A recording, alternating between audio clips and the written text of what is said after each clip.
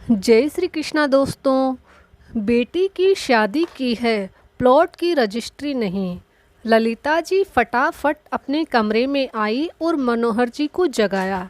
मनोहर जी हड़बड़ा कर उठे।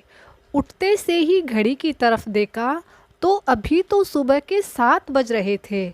जैसे तैसे अपनी आंखों को मलते हुए मनोहर जी ललिता जी से बोले, अरे आज तुमको क्या हो गया है?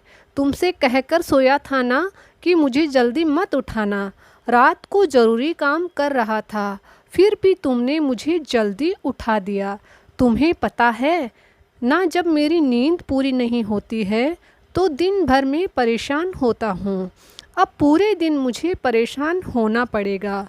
उनकी बात सुनकर ललिता जी घबराती हुई बोली, अरे आपको नींद की पड़ी है, जल्दी उठो। रचना के ससुराल से फ़ोन आया है।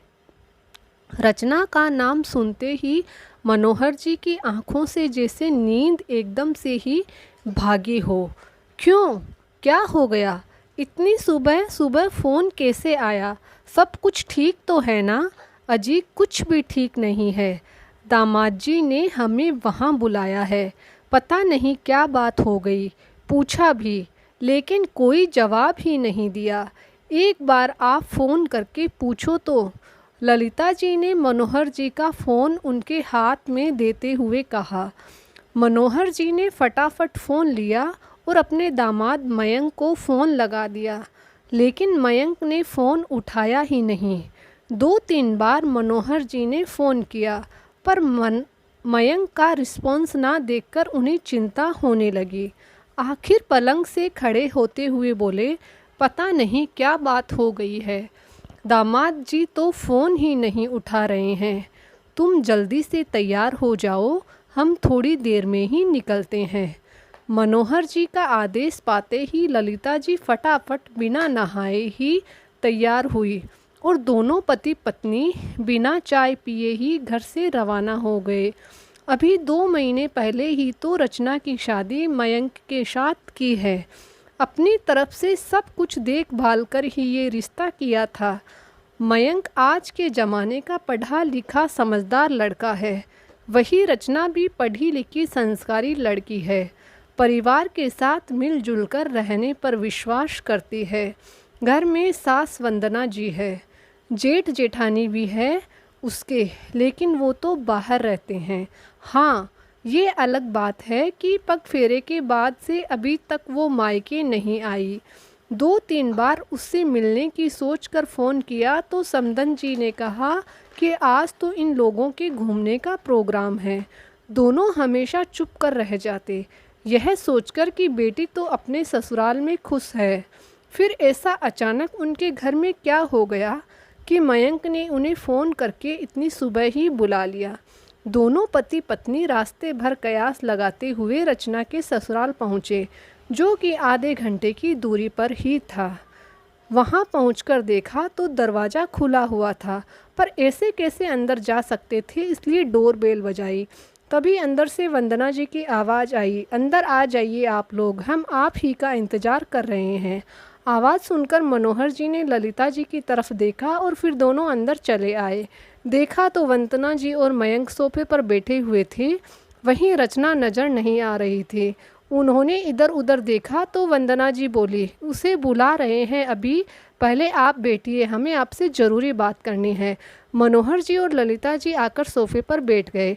मनोहर जी ने मयंक की तरफ देखा तो वो शायद गुस्से में था, ना कोई पैर छूना ना ही और कोई प्रणाम। उन्हें बड़ी हैरानी हुई, मन ही मन उधेड़-बुन चल रही थी कि आखिर हुआ क्या है। यही स्थिति ललिता जी की भी थी। आखिर मनोहर जी ने बोलना शुरू किया, क्या बात है समदन जी, आपने इतनी सुबह सुबह क्यों बुलाया, क्या बात हो गई? उनकी बात सुनकर वंदना जी मुँह बिगाड़ते हुए बोली, ये तो आप अपनी बेटी से पूछिए, उसे अपने ससुराल में रहना है या नहीं। उनकी बात सुनकर ललिता जी घबरा गई और अपने सीने पर हाथ रखते हुए बोली, ऐसा क्या हो गया समदन जी? रचना ने कुछ कह दिया क्या? अगर कोई गलती हो गई हो तो अपनी ही बेटी समझकर माफ़ कर दीजिए। माफ़ करना समधन जी, अगर मेरी बेटी ऐसी गलती करे ना तो मैं उसकी टांगें तोड़ दूं। ये तो आपने अपनी बेटी को सिर चढ़ा रखा है। अपनी गलती मानने की जगह उसने आपको फ़ोन लगा दिया। वंदना जी कुछ सुनने को तैयार ही नहीं हुई। बिना पूरी बात बताए ही बस अपने मन की भड़ास निकाले जा रही थी। वहीं मनोहर जी और ललिता जी सोच रहे थे कि आखिर रचना ने उन्हें फ़ोन कब किया। ललिता जी ने मयंक की तरफ देखा, लेकिन वो तो अभी भी कुछ नहीं बोल रहा था। इतने में मनोहर जी वंदना जी से बोले, पर समधन जी आप बताएंगी भी कि हुआ क्या है आखिर? रचना ने ऐसा क्या कर दिया? और आप रचना को बुलाइए, उसके सामने ही बात होगी। क्या सिखाया है आपने उसे? बस मेरे पल्ले से बांध दिया उसको, मेरी पूरी ज़िंदगी बर्बाद कर दी। ऐसी औरत जिसे अपने पति की भावनाओं का कोई ख्याल ही नहीं है। अब तो मयंक बीच में ही बोल पड़ा। उसे यूं चिल्लाते देखकर मनोहर जी भी खड़े हो गए। इतने में रचना भी कमरे में से निकलकर बाहर आ गई। रचना तो देखते ही ललिता जी की चीख निकल गई। उसके चेहरे पर चोट के निशान थे। साफ पता चल रहा था कि उसे मारा गया है। रचना, क्या हुआ तुझे? ये चोट के निशान कैसे? क्या किया है तेरे साथ इन लोगों ने? ललिता जी लगभग रोती हुई रचना जी की तरफ दौड़ी और उसे अपनी बाहों में भर कर बोली। रचना को इस तरह देखकर एक बार तो मनोहर जी का कलेजा भी मुंह को आ गया, पर फिर हिम्मत करते हुए वो मयंक से बोले, क्या किया आप लोगों ने मेरी बेटी के साथ? अरे पति के होते गैर मर्दों से बात करेगी तो ऐसा ही होगा। ऐसी औरतों को इस तरह कंट्रोल में किया जाता है। मयंक के जवाब देने से पहले ही वंदना जी बीच में बोल पड़ी। उनकी बात सुनते ही मनोहर जी और ललिता जी सकते में आ गए। उन्होंने रचना की तरफ देखा तो रचना ने रोते हुए बताया, पापा आपका ये दामाद पागल है। देखिए किस तरह से मारा है मुझे। मैं किसी से, चाहे वो औरत हो या मर्द हो, थोड़ा भी हंस बोल क्या लूँ, मुझे मारने पर आमादा हो जाता है। घर की छत या बालकनी में भी अकेली खड़ी हो गई तो 10 बातें सुनाता है। सबके सामने ही थप्पड़ तक लगा देता है। पग फेरे की रस्म के बाद जब भैया वापस शहर जा रहे थे तो मुझसे मिलने आए थे, तब भी इन्होंने मुझे थप्पड़ मारा था, यह कहकर कि यह आदमी यहाँ क्या करने आया है।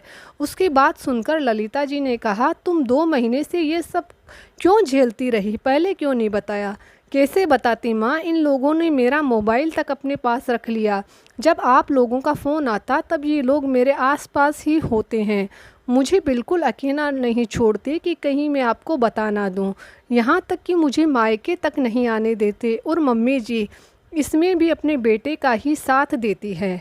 आज सुबह मैं इनके लिए चाय बनाकर कमरे में लाई थी, तब मेरा फ़ोन ड्रेसिंग पर ही रखा था। शायद उन्होंने उठने के बाद निकाल कर रखा था। मैंने अपना फ़ोन हाथ में लिया ही था कि ये बाथरूम में से निकल कर आ गए और मुझ पर इल्ज़ाम लगाने लगे कि मैं उनके पीठ पीछे किसी से बात कर रही हूँ।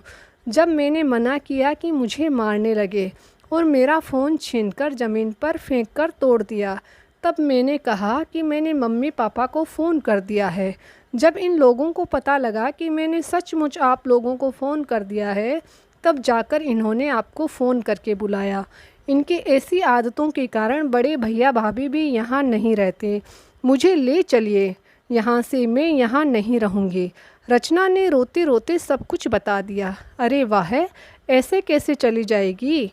अब तुम इस घर की बहू हो, हमारी मर्जी के बिना बाहर कदम भी नहीं रखेगी। वंदना जी बीच में ही बोले, बस कीजिए समधन जी, बहुत बोल लिया आपने। जब आप हमारे सामने ही इतना कुछ बोल रहे हैं तो पीठ पीछे तो पता नहीं क्या क्या करते होंगे। और अब क्या इजाज़त लेना बाकी रह गया? ललिता जी बोली, अगर इसने घर के बाहर कदम रखा तो इसके लिए इस घर के दरवाजे हमेशा हमेशा के लिए बंद हो जाएंगे। फिर अपने घर में बिठाए रखना अपनी बेटी को। अब की बार मयंक ने ललिता जी को उंगली दिखाते हुए ये बात बोली। मनोहर जी बिल्कुल भी इस बात को बर्दाश्त नहीं कर पाए।